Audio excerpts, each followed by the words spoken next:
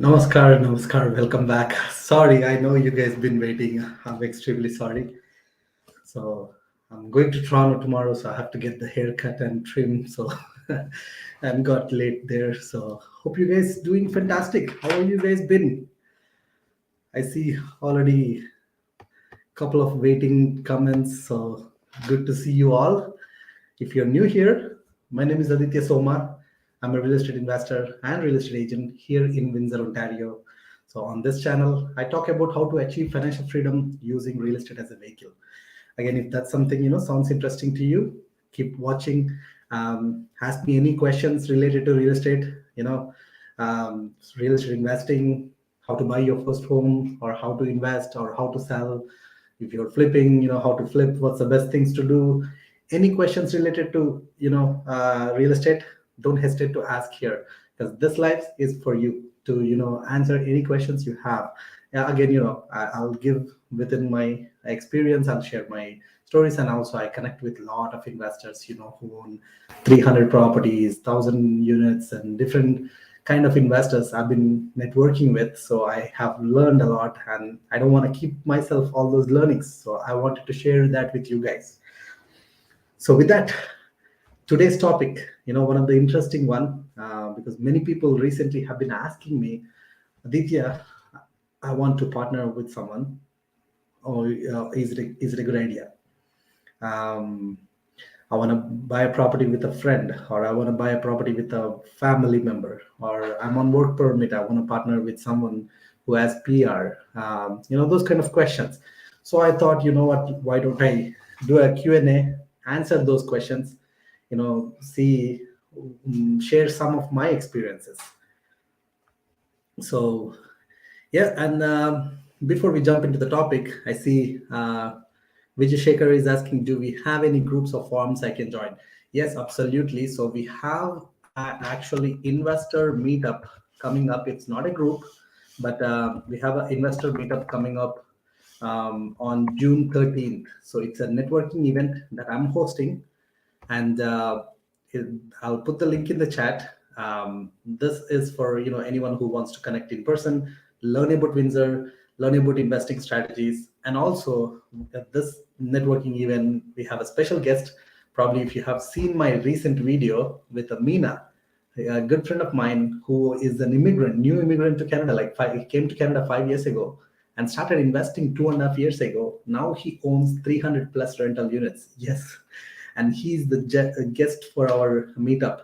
So you can come and ask people like that who are how they're doing it, what they have done, what kind of struggles they went through, what some of the good things that they're doing, all those things. Any questions you have, connect with those people, because those are the areas where you will be learning quite a bit. So come join us in the event, and cannot wait to see you guys. So it's a paid event, and of course it's not a hefty fees. It's $50, but that's for the food. We have a very tasty Indian food. The event is at a Indian restaurant at their banquet hall. So basically, you'll be getting a chance to taste some tasty food, and also get a chance to listen from the our chief guest, who is going to talk about his journey, specifically how to negotiate deals, multifamily deals. He's going to talk about those, and also I thought I'll give a discount also on that one, even from the $50.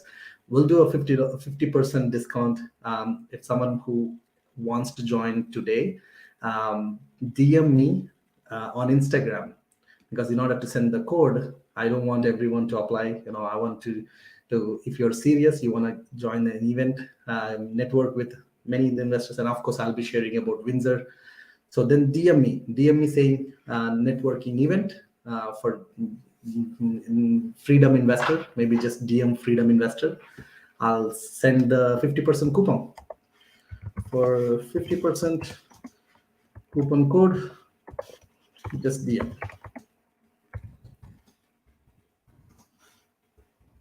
I'm gonna just put it in the chat. There you go. Just DM me that, and I'll give you the coupon code on the DM. So that's on the group side, and looking forward to see you all in person. Get out of your comfort zone. If you have time, if you can make time, um, come down. I would love to meet you guys in person. So, with that, let's get into the partnerships. First of all, how can you partner with? When do you have to partner with someone? Basically, let me tell my story when I got into partnerships. So, after I got my first property, because I'm a first-time home buyer, I got it with 5% down. So I had money for 5% down. That was enough. I bought my first home by myself because I learned a lot of things, and at this time I was learning a lot. And second property, after like 6 months to 1 year from the first property, I saved up as much as I can. I still had to borrow some money from my friends to buy my second property. And after the second property, because now I borrowed money, I don't have any more money. I wanted to do more deals. Oops. If can you guys been hearing me at all? I think my audio was not hooked up all this time, so sorry about that. I don't know. How is my audio? Say yes or no. How is my audio? Good or bad? Okay, perfect. Okay, so now just for a better audio, hooked up the audio device here. So after my second deal, I ran out of money because now I have to pay my friend whom I borrowed money from. I'm like, how do I do? So that's when I started to read about partnerships. I started to understand a little bit more on how partnerships work in Canada. So basically, the partnership is like, everyone was talking, when you have something and you don't have something, you find a partner, especially this book, Money Deal, I think Money Deal Partnership, uh, something in that lines. I'll put that link here. There's a shit, I forgot the book name, but this book talks about three elements. One, one element is money, the other element is a network, and the other element is time. So if you have money, if you have, sorry, money, deal, and time. So you have deal, you have money, then you can find someone to take care of all those things, the time that involves time. um, but if you don't have money but you have time and you have a deal, then you can find the one with money partner. So if you have one of the two, you can find the other one. So basically, at this point in time, when I got my second property, I know how to find a deal, and I know people, who has money. So I had network and I have time as well. So I had a deal, I have time. So the third one I don't have was money. So I started finding good deals because now I understood how to analyze the deal, what kind of deals to put together, how to get things rolling, how to find a contractor, how to get the renovations done. Because in the first two projects I bought, I did the crazy amount of renovations and hired people, contractors. I fired a couple of them. So I learned a lot, and also I built some connections where if I have something that I don't know, I can ask for. So I built that, but this money was not missing. Money was missing for me. So that's when I learned from this book. I'll find out the book name by end of the event, or even after ending this call. I'll put that in the chat or in the comments after posting this live. So check out that link there.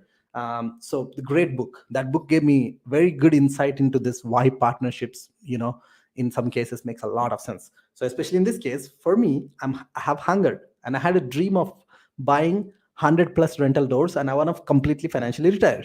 So in order to make this dream happen, I'm stuck here at this time, like two duplexes, so 4 units, I'm stuck.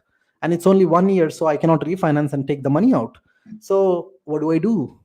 So now I learned analyzing deals. I have time to put all the things together. Now I need to look for partner. So I started talking to my friends, family, friends of friends, wherever I go, any meetups, gatherings, any friends gatherings, this and that. Everywhere I used to talk about my journey. I used to talk about my first property, second property, how crazy renovations I have done, how I took a 120 years old property and made it nice and beautiful and rented for positive cash flow. And one guy, he said, "That sounds interesting, Aditya. I don't have time, and I don't have a deal. I don't even want to look for those because I'm busy with my business. I'll give you this much money. Can you make it happen? If you make it happen, I'll give you more. I'm like, ooh, this sounds good. Sure, I'll make it happen. Let's start with small, something small. So that's how I got into partnership. But there's so many elements goes into it. The reason I started with this story is like, first, don't just partner with randomly someone because you need it. Partner with someone who can provide what you don't have, and you both are on the same, have a same vision for that investment. So this partner, who was willing to give me money, I had a couple of other people also interested in, but I was more leaning on the partner who agreed, uh, especially who had money and don't have the other two, because this guy, first of all, visionary, he understood what I'm saying, about the putting the money into a property and doing some renovations and taking out the money in 6 months or 1 year and taking his investment back, but still he owns the ownership on the property. So he understood that, and he was willing to let that property sit for 5 years, 10 years, doesn't matter how long. The main thing is he wants his investment back within 6 months to 1 year. So we kind of came to a verbal agreement. It sounded great, and I liked the person. I have a good connectivity. So those things all worked out. That's how I got into my first investment partnership. And with this partner, everything went well, because there's a lot of things, connectivity. I looked at the vision and all, but don't think that everyone will have a successful partnerships, and I have a failure partnerships too. So another deal, again, I love to share stories because stories will teach you a lot of things. So another story is, I wanted to build something, and I just met two people at a networking event. I didn't know too much about them. It's not from my personal connections, but we met at the event, and then we became friends a little bit. We started to talk about our visions, and one person had some idea. He never did it in Canada, but had an idea that he wants to build something in Canada. And me, another person, wanted to do same thing, something new construction, something interesting projects. But we didn't know anything how to do the construction and all. But this person, the third person, who said he has this experience, that experience from different country, and here he can help us. We can do a great partnership. We can, visionary, everything like sounded great. And then once we started working on that project, we took on a project with X amount that we invested in. And then whatever the promises, they were not going well. The promises that we took on everyone's roles were not performing what they're supposed to perform. And then we got into kind of fight, and we got out.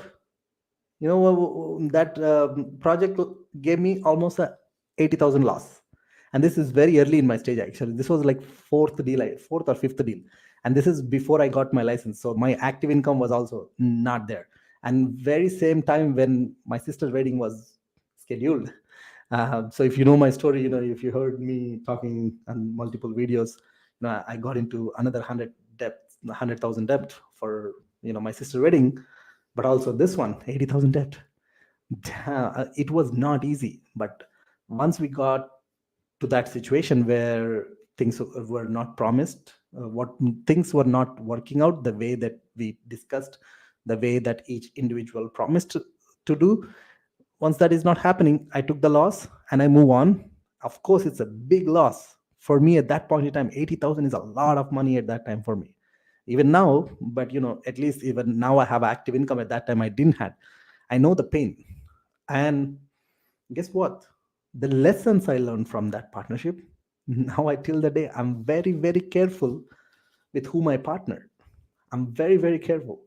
So the reason is, first of all, I didn't know this to other people who I'm a partner with, except that until that moment before we started connecting at that event. So I just made my decisions too quickly without analyzing how much I know, how much they know, how much experience they had, how much workload they can handle, all those details. I didn't go deep into that. I learned a heavy mistake there. I was the local expert. Like I had money. I know that I was the one who got the deal. Pretty much, I didn't had a right person who can do the work, but the third person who can do the work, I should have evaluated better. But again, it's my responsibility because it's my money at the end. If I didn't do my due diligence properly and I didn't learn about the project properly and I just went in too quickly, so that's why that partnership failed. So now, I did two partnerships, and of course after that I have done multiple partnerships. I still didn't, I still do a lot of partnerships, but very, very, very careful, for a reason. Because partnerships are like marriages, honestly. Like, because now I'm in the cycle of, like, I have partners on different projects. If the marriage is not good, you will be stressful. If you're stressful, you cannot produce better. Like, you won't be productive, you won't be happy, you won't be energetic, you won't be enthusiastic about what you're doing. So in that one thing will impact you in every area of your life, a lot of areas. At least it did for me, because I remember that when I went through that loss, very, very stressful, very stressful. So that's the reason, like, I wanted to talk about this topic a little deeper, and hope you guys following with me. Are you still with me? Just say yes or no, so that I know you guys still understanding my story so far. Just say yes or no, or anything that you want me to re-talk. I'll just wait. Yes, okay, good. um, Yeah, I see. Someone asking about the legal side. We'll talk on that. Of course, I'll be touching on the legal part because that's very important. I'll touch on that. Let's get to this. Pros and cons. The important pieces. So after, like, doing multiple partnerships, some failed. A lot of them are actually successful, because first one, the first second one, I failed so badly and lost so much money. That taught me so many things. So now I started to become very cautious. So I have a kind of a requirements list, whom I want to partner with, what I'm looking in the partner, um, and whom I don't want to. So first of all, if I have to put it in a pros and cons list, first pro: partners will allow you to grow faster than you go by yourself. It's like, you can drive for 8 hours, but if you have another partner with you driving with you, both of you can drive. So one can drive and one can sleep, another one can drive and one can sleep. So that means, you can continuously drive for longer than, just one of you, and getting into accidents or less, because one of you are getting the rest, right? So, but at the same time, if the other partner who is driving at the time one partner is sleeping, if the driver is not performing well, you can get into accidents, right? So even if one of them don't perform well, now two lives at stake for one drive. You got my point? So that's why both the partners are equally important. Doesn't matter if it's a money partner or the one who is getting the work done, active partner or money partner. Both partners are equally important. So the pros are, you can go longer. Cons is, you can lose if the partnership doesn't work out. So that's, like, in very nutshell. You can achieve your goals faster. That's the biggest pro. You can lose faster as well, because some of the things are not in your control. So how to mitigate this? What are some of the things that I started to do now? Is, number one, I'm not just blindly taking a partner. If I don't have money, I'm not blindly taking a partner who has money. Or if I don't have time to do the work, I'm not blindly taking a partner, who is interested, enthusiastic, have passion to do that. I'm not blindly taking. First of all, I want to make sure, if I'm looking for money, I want to make sure my money partner actually well, aware of the risk of that money, and have a clear understanding, and also have a good flow of money. Either he's a business person who has good business, or a lawyer or a doctor or a IT guy or whoever has a continuous income stream coming in, who is, who has at least a stable, solid income finances. Because, if we have our project expected, let's say 100,000 cost, but it went to 150, my partner should be in position to bring that and have a same vision, and who has trust on me and I have trust on that person who is communicating with me clearly. So that's number two. So I want to make sure, find the partner who has stable, financially stable, if I'm looking for the stable side. If I'm looking for the active, the working partner, I want to make sure my working partner has real experience, who has done projects here, who has done again and again. Let's say I'm partnering up with someone who is doing renovations.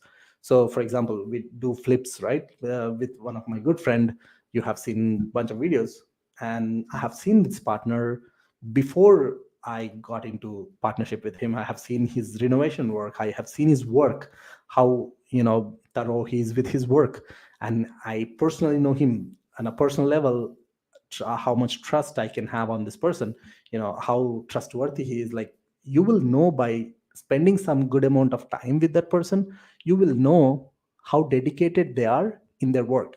So you want to have someone who is dedicated for it, because you just don't want to blindly partner. It's just like, wife and husband or girlfriend and boyfriend. You just don't want to get into a relation because, just because you can get that end goal, the happy ending. And the happy ending you can get anywhere. But you want someone who can make you feel special.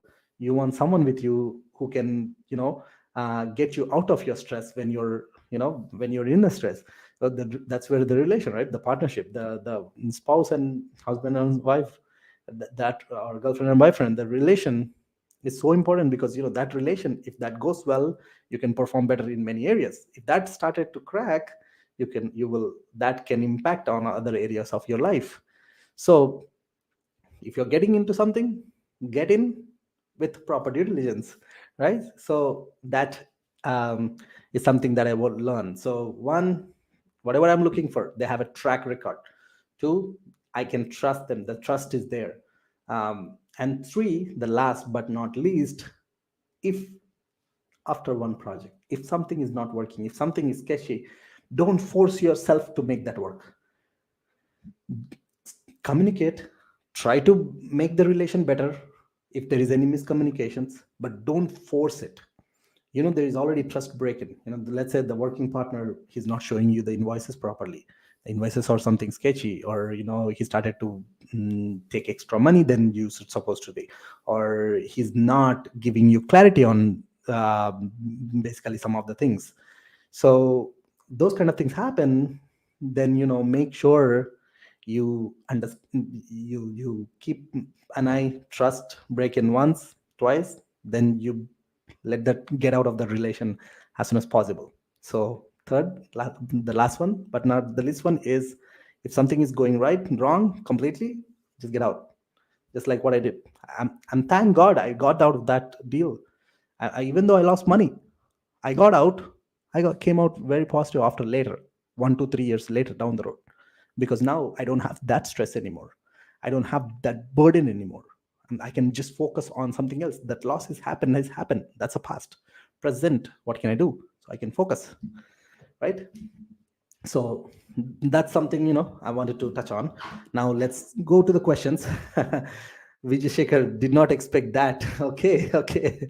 So hope it's making sense. I know many people don't look at the partnership in that deep, but it is. Unless you're just buying some shares on a syndication, except that money you don't even know who is the active partners. That's a completely different story. But you're getting into a proper partnerships where you're doing together, right? So now let's go to the questions, and ask your questions. Any questions you have, let me know in the comments below. So I'm going to start answering the questions. One of the important thing is about the agreements, how to do it, what to look for when you're putting an agreement. So I think same NK is also asking a question in that terms. When you enter into a partnership, do you do any legal agreement, or do you purchase together so investor is owner on the papers in addition to you? So first of all, the both the partners on the title is not always the case, because there are cases where I have the other partner on the title. There are cases where I'm not on the title, or the other partner is not on the title. That is fine, that is absolutely fine, at least that's what I felt. But I have a clear joint venture agreement with the lawyers. I have a clear agreement, even if it's my own brother, sister, whoever, have a joint venture agreement in place. If you ask the lawyer about joint venture agreement, they can give you a very detail about it. So joint venture agreement, the name of the agreement itself is joint venture agreement. It's a legal document. If both of you can be on the title, that's fantastic, because now no one can sell without other person's consent. um, if you cannot, that's fine as well, if you have a clear JV agreement. Again, just FYI, I'm not a financial advisor, and please do your own due diligence, talk to your own lawyers, talk to your own financial advisors, whoever. I'm just a random guy who's sharing opinions on YouTube, just my personal opinions, personal experiences. Okay, the disclaimer, because that's needed. If someone, I don't want someone to sue me on this thing. Okay, so what I usually do, if needed, we'll put on the title, both of us together, or some cases we open a corporation, both of us on the corporation, and we both will personally guarantee the property and we'll get the mortgage. But majority of the cases, that was not the thing for me, because when both of them are on the title, both of them have the liability on that mortgage. So that means we cannot buy more, especially if I have a partner that want to grow multiple properties. I want to have leverage as much as I can. So if one person can qualify, I'll have that one person on that one. But have a clear JV agreement. The JV agreement states down to the T who is bringing in money, who is going to do the work, what kind of work, what happens when something happens to the property, when some major expenses come up, when minor expenses come in, when there is an extra income, what happens to that income, who has authorization to the accounts, like every details. There is a lot of things goes into the process, right? Who is going to manage, right? Who is going to take what role? Because if you don't clarify that thing, you will get into fights later. I have seen a lot of people, I have sold a lot of properties just because the partners, they are not in a common agreement. They just could not resist each other anymore. They just want to sell. And especially the sad part is, if you get into that situation in the bad market, you're fucked up. Yeah, that's tough, right? Like now you have to sell for loss. That's unfortunately, because now the emotions are at stake. You don't care about the money, you care about the emotions, and that's a reality. That's exactly where I got into, right? The emotions, when the emotions get in, you don't think of the loss, because that's way more stressful. The stress is more because of the emotions, the egos. You end up losing money. Rather, if you have an agreement, in the agreement for every property, this is what I put in. If one of the partner wants to get out of the deal, the first thing, the other partner will have an opportunity to buy it based on the current market at that point in time, and pay whatever the differences is, based on the accountant and the lawyers calculations, and with a professional company appraisal, um, basically hired by a lawyer, or hired both of your mutual appraiser company that you like, both of you like. So now whatever the market value. Or there is even instances that will be discussed in the JV agreement, like what if one of the partner, what if I die, what happens, how the shares will be transferred to my kids or my spouse. So those things, lawyer will look into those things. They make sure they put in all those things there. So make sure, talk to a good lawyer who has done this kind of JV agreements. Do things properly, no matter how closely because it's just you both know each other closely. What if the family, you know if you don't have an agreement, you cannot give it to the family. They don't know what exactly you guys discussed about the project. Now you're in a stressful situation. Recently, even very recently, I sold a property for a client. um, Unfortunately, just after buying the property, one of the partner died in 6 months. Not even that old, 45 years old, died. And the other partner, who was not an active partner, they both agreed, like, the partner who died, who will be taking care of the project. But now all the stress is on the partner who's money partner, but the other partner's family is after this process. Now they sold the project for loss. It sucks.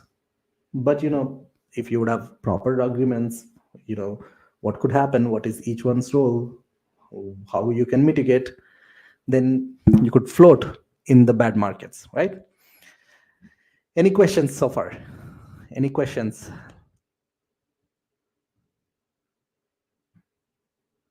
Sri, good morning, Aditya. Good evening.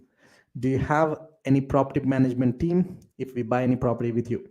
Yes, Sri. So definitely, because I'm an investor first, and also I have a very solid connections in Windsor. I work with multiple property management companies here, and they help my clients, and they put my clients in a priority list because I give a lot of business for them, and they do certain special things for our clients comparative to other people. So I do have property management contacts. I do have the sub trade contracts, trades, any plumber, electrician, blah blah blah, because I have properties, 20 plus properties in this area.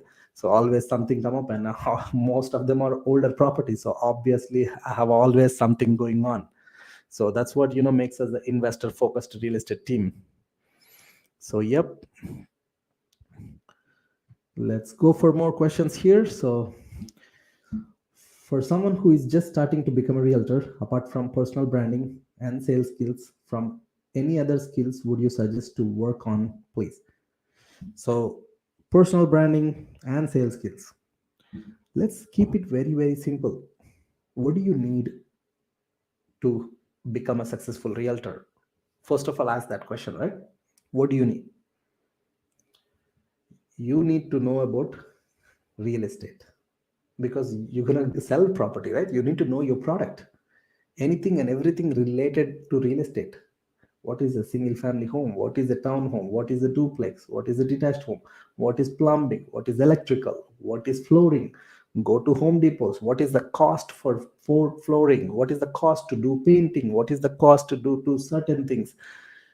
Everything. It's like you're a contractor, you're a builder, you're architect, you're a designer, you're a planner. You need to know about zoning. You need to know about areas, neighborhood, which neighborhoods has what price point, which neighborhoods are have a great school district, which neighborhood has a great golf courses, which neighborhood is great for immigrants, which neighborhoods that you have access to, close access to certain things. You need to know anything and everything about real estate. That's a number one skill. I think that is one of the major reason why, as soon as I got into sales, my first year alone, I was able to help 55 people. My broker said at that point in time, he didn't see anyone, new person, make that many transactions. That too new in this country. Reason is, before that, 2 to 3 years before that, before I got my license, I'm an investor and have been buying properties. So to buy the properties, I've been working with realtor, learning about different neighborhoods, different properties, different things. And most of the properties I wrote conditional offers. I used to do inspection, and I used to ask a bunch of questions to the inspectors, and I used to ask a bunch of questions to my realtor, like, hey, what's the neighborhood? What is good about this neighborhood? What is bad about the neighborhood? I used to drive, I used to bike, I used to run, just to get the feel of that neighborhood. So that's knowledge about real estate. And I used to read a lot of books, and I used to go for every real estate networking event, just to connect with other real estate investors, realtors, whoever, and just get to know, just keep my ears open, ask questions, connect as much as what they're doing right, what kind of areas they're investing in, why they're investing in this area. So all local real estate knowledge I gained in those 2 to 3 years prior to becoming a realtor. Think that helped me immensely, because now, as soon as I got into real estate, now for clients, I don't have to say, oh, which property you can buy. I was already know, like, if your budget is this much, you know what, the best possible product for us is this neighborhood, that neighborhood. This is the better opportunity for you. So that boosted my clients confidence, because they already knew that I'm connected, and I own property, so I know about neighborhoods better than them. So that's number one. Know anything and everything about real estate, right? Number two. So what else you need other than this part? You need people. You need people to trust you. You need people to come to you, because now you know all the knowledge. But if you don't have people who are looking to buy or sell with you, whom you gonna sell it? So whom you gonna do the business with, right? So build your network. How can you build your network? Many ways, not just one way. If someone says just do this way, you will be a millionaire, F them. That's not going to happen. I go for networking events. I do like friends gatherings, community meetups. There was like there was Telugu Association, Indian associations, like different associations, different events, Ugadi, this and that, like all our cultural things, like whatever you belong to, wherever you belong to, because that's your first people that who can trust you, your family, your friends. Be that good person who not just talk about, oh, if you want to buy and sell, give me a call. Who talks about, oh, this is what happening in this area, there is a new development coming in this area, oh, you know what, there's a new park coming up here, oh, you know what, the newly just there was an Amazon warehouse getting built in this particular pocket. Be that expert, be that knowledge guy. Keep sharing about what you're learning, keep that enthusiasm. So that's two, right? Like you need to have people. Number one, you need to know everything and anything and everything about real estate. Number two, you need to have people. If you have these two, the final one is the people skills, like someone like you were mentioning, how to, the sales skills in my opinion is the people skills. The people skills in my opinion, if you read this book and follow every little thing accordingly, you will get that third skill easily, which is how to win friends and influence people. How to win friends and influence people by Dale Carnegie. This book changed my skills completely, completely. I used to be a bad listener. I used to be just talk, talk, talk. Don't listen at all. I'm just sharing everything what I know. I mean, now I'm live. You cannot talk, but I'm still talking. That's a different story. But if you meet me in person, I'll ask questions. I get to know. I personally connect. I share my things. I hear your things. There is more, bonding created. That is like, how can you do that? Is this book, How to Win Friends, Influence People, because it's not the sales skills, it's more of influencing skills. How can you influence someone to make a right decision for them? How can you influence someone to invest in certain things that they're looking to? There are so many times that I thought like, damn, if I didn't know about all the skills, I could not have made this sale.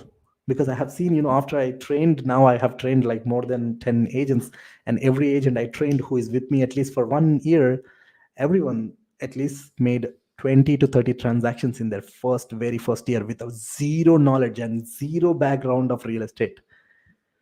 Because now the skills I've been teaching, because I learned this, some simple things, asking certain questions to get to know them, asking certain questions to get to their needs, asking certain questions to get to know their financial situation, and showing empathy, showing different things. So all those things comes with that influencing skills. So if you excel these three areas, bro, I guarantee you will be a killer in the sales. It's not easy, because learning about everything and everything about real estate, it takes a lot of time, lot of focus. And this is the last one, I would say, fourth point: focus. There will be a lot of shiny objects, this comes up, that comes up, this comes up. Where you're going to focus your time is most important. You got to focus your time in these three areas: finding more people, knowing about real estate, knowing where you can find the best deal, what is the best neighborhoods, where is the growth happening, all these things. Knowing about real estate, like finding the people, knowing about real estate, and making sure having a skills, pleasant skills that help you to influence them to make decisions. If you build these three skills with a focus, only just focusing on these three areas, you will be crushing. You will be the best realtor of your city within no time. Okay, so let me go back to more questions here. One more Thursday with you, Vimal. Hey, Vimal. I see that you already got your ticket, so good to see you, brother. Cannot wait to see you on June 30th, 16th. Those who are just joining, by the way, we have our Freedom Investor Meetup coming soon. Um, if you're it's if you're around Windsor, if you can drive to Windsor, if you're curious about Windsor and generally just, I love to meet you in person. And also we have a special guest. His name is Meena. I just posted a video 2 days ago or 3 days ago. An immigrant within 5 years went from completely zero, like didn't came with any money, went from like sweeping floors, this and that, to buying 300 plus rental units in less than 2.5 years. And he's the one who is coming as a guest. So you'll be learning a lot.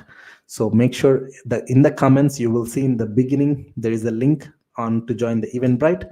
And that there is a small ticket. It's a $50. And if you cannot afford the $50, and again, I've been in a nice way. Someone said, Aditya, you're being sarcastic. $50 is a lot of money. Yes, I get it. Trust me, I'm coming a farmer's background. I know it's a lot of money. But if you cannot afford, just DM me, Aditya. I want to join the Freedom Investor. I just heard you saying DM about freedom. Just send a text saying Freedom Investor. I'll send you a code, 50% off, and you can come in. And the 50%, which is like $25, that's pretty much like, it's not for making money. Actually, that $50 is out of that, $20 goes to the $25 with tax, this and that goes to the restaurant, because you will get a nice tasty Indian food. And plus remaining whatever the funds, and plus I match, based on the amount we get, I match, and we donate that to a charity in India who help girls to get education, especially the one who are orphan, who don't have any source of getting educated. So the money goes there. So it's just for charity and the food. So hope to see you there. By any chance to catch up in Toronto this week? um I don't know actually. So we are coming to Toronto tomorrow, but it's gonna be it's a Bruce boat cruise uh, party hosted by our lawyer. I don't know if we'll have time, and we'll be driving back on Saturday morning. But maybe next time we'll plan something in future. But hey, 3.5 hours is not a bad drive to Windsor. You can enjoy, you listen to podcasts, or watch some of these lives. You can, the 3.5 hours pass just like that. And sometimes you got to get out of your comfort zone and drive. I used to drive for a lot of events to Toronto. Even now I was in the Toronto like almost very often. Even this one I'm going tomorrow is a networking event. Technically it's a networking event for hosted by our, it's a party kind of, plus networking with a lot of realtors and lawyers, different people, different trades, mortgage people. So it's networking event for me. I'm going, I'm driving, I'm taking all my team there. So if you want something, get out of your comfort zone and do it. So before this question, let's go back to Jitin. What is your advice to real estate students who faces exams? Read. Read, take time to read, learn, and pass it is a little hack. Also, of course, require time to read. That's the only thing I can recommend. Maybe focus. Shut your phone when you're reading. Shut your door. Tell if your friends or anything, just shut the door and say, I'm focusing. No phone beside you, no other tabs open. Just focus. Even if it's 1 hour you're reading a day, just complete focus. You'll be able to crack the exams easily. It's not that hard. I was doing full-time job, I was investing, and still I was able to finish in like 4 months or 5 months. Do you have any investments in US? If so, how is that possible to purchase one, and how worth it is when comparing to buying one in Canada? Shivaram, I don't have a investment property that I bought directly, but I invested in a condo project, that I'm a money partner, invested with active partner. If you guys have seen some of my videos in the past with Lambo Lagdo, a good friend of mine here in Windsor, who is a hustler. Um, he was raising money for a partner project, and I invested with him, just chipped in some money as a money partner. It's a syndication deal. That's in Florida, Bayview Beach. Um, but that's one way. If you know someone who is like have a good knowledge of that area, who is hustler, who know how to make things happen, maybe partner with them, just chip in the money. Or the other way is, mm, many people who just find some connections in any areas. First research which area you want to invest, find a location where you want to buy, and go make some connections. Fly down, get to know the area, get to know some people, some local realtors, property management contractors. Just get to know the neighborhoods in general, see the prices, and make your decision based on that. Is it worth comparing to Canada? That depends on how you see it. Personally, so far I haven't went crazy, even though I live in border, because for me, I love to first invest in my backyard. Because I'm I probably, I'm focusing in this area as of now. My focus still working out. That's why I haven't explored outside. I've slowly kind of little bit been looking here and there, but never really focused on that area. So probably I'm not the right one to say 100% worth it or 100% not worth it. It all depends on. I think I know, Matt Piche. If you search for him, like Fruitful Investor, he's a friend of mine who is also a YouTuber who does a lot of content. He's been investing, and also Mike Rochard, he's also investing in US. Maybe check out some of their content. And also my good friend Seth Ferguson, he's hosting a multifamily conference. I think it's over or it's coming soon. I think it's over. He invests a lot. He has a lot of content about US investing. Maybe go follow them, because the one who did it can talk better on that topic than me. What would be the minimum house price in Windsor if I want to get $1,000 rent per month for rental property? So if you want to get $1,000 rent per month, you can get even for a little 2 bedroom house or even a 1 bedroom condo. So for that, you just need 300,000 price, 300 to 400,000. Actually, you can get more than 1,000, maybe 1,500 to $2,000 for a property that is 300 to $400,000. We have a condo that you can buy for 320, 325. That one, you can get it for pretty much, you can get an income of 1,800 to $2,000. So there are options like that. A lot of 2 bedroom houses, 3 bedroom houses. That's the minimum price that you can get. Unless if you're referring to $1,000 cash flow, then it's a different story. Now it gets difficult. Maybe that means, maybe you have to buy a triplex, fourplex, or fiveplex. Speaking of which, we have actually a bunch of deals that are right now. Some of them on the market, some of them are coming soon. If you're looking for like a multifamily or a single family, a small single family with a in-law suite for 450 range, or a duplex for 500 range, or a fourplex for 800, or a fiveplex for 950, DM me deals. We will send you DM me saying deals on Instagram, and with your email address and phone number, we'll send you all the info for each property, and maybe we'll connect over a phone, discuss more details if you're seriously looking into Windsor. Cannot wait to meet you, brother, on 16th. Yes. Is it possible to meet you in person? I think I answered on that one. Yeah, there you go. Vimal coming from Scarborough. That's it, brother. Moving to Windsor. Hopefully, we'll see you soon. Yes, brother. If you're moving to Windsor, of course, we will see you soon. Thank you so much for a detailed suggestion, Aditya. You're very welcome, brother.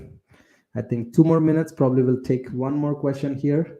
And oh, by the way, I have a great news.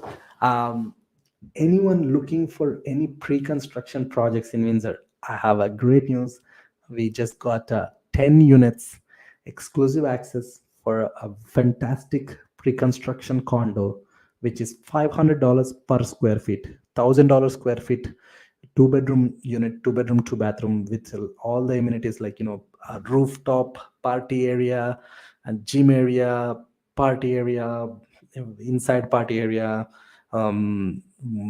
underground parking, extra parking, and a luxury finishes with appliances around 500,000 with an attractive deposit structure. If you're someone cannot buy a property with all the money right now, but you have some money, or you don't qualify right now, you know that you will qualify after 1 year or 2 years, then something like this project would be a great fit for you. Just DM me pre-construction. We'll send you all the info. Maybe we can jump on a call to discuss more. And it won't last long. I haven't even started marketing. I just got the confirmation today. So we're gonna start marketing. Once we start marketing, they're gonna go very quickly. So if you're someone looking to just park your money, very attractive deposit structure. Like it's when the offer is when you want to book the unit, like $5,000, and then once the offer is accepted after the cooling period, another $15,000, and then 3 months after 6,600, 3 months after 6,600, 3 months after. So it's like in phases. You pay like total 70,000 something in total 1 year, 1.5 year, 1.5 year duration, and the closing is 2 years down the road. That's a tentative closing. Usually these condos go from 2 to 3 years to build. And location is a very rental friendly location. It's located in a close to, like, literally just 4 or 5 minutes from riverside, 4 or 5 minutes from casino, 5 6 minutes from the university, 5 6 minutes from St. Clair College. So it could be a great one for rentals, or if you're someone wants to just have a nice condo living, a luxury condo living, then it's a great one. Ramraj, any auctions or foreclosures? Oh, very few are coming. I think I just sold one a few months ago. Maybe one, and my banker just called me today. We might have one coming soon, probably. He haven't gave me full details yet, but they're coming soon. Tarun, what's up, brother? What are your suggestions when investing in cottage in Northern Ontario has a co-ownership? How do you make business out of it? Ooh, let me be honest, Tarun. I have no clue about cottage investing. I heard again only some stories here and there from, I think, one of my friend owns a cottage investment. So basically, I would say I would not be the right person to give details on that one. I don't know too much. I'll just touch on very few details that I know, which is one, cottage is, first of all, you need to know location, how busy the location is, how is the traffic, how much traffic you have during the winter, how much traffic you have during the summer, um, what's the vacancy rate, so how much is occupancy, how much cost to set up that, who is going to maintain it, how is the maintenance going to work, um, you know pretty much those kind of things. I would look into. And of course, with the cottages, you got to look at the maintenance stuff, right? Like, because the water, it's around close to the water, so you got to be careful on that one. Okay, looks like I missed the Shivaran's question. Let me go back. Okay, sorry about that. Investment in East Side, Oshawa, Brownfield, and Cortis or Windsor. Which one would you suggest? Of course, I haven't invested in any of those areas except Windsor, because I still love Windsor and I still see a lot of potential in Windsor. And I know Oshawa, that is still, one of the expensive area. I don't know about the other two areas. I never even heard. So sorry. Again, like I said in many lives, I'm not the smart investor who try to know everything. I'm very focused investor. I know only little things, which is my Windsor area is my niche. Windsor I know very well, and I see a lot of future for Windsor. So I put my blind eye for rest everything. I keep an eye here and there, little bit, like for pre-constructions in different areas, but mostly I'm keeping a blind eye.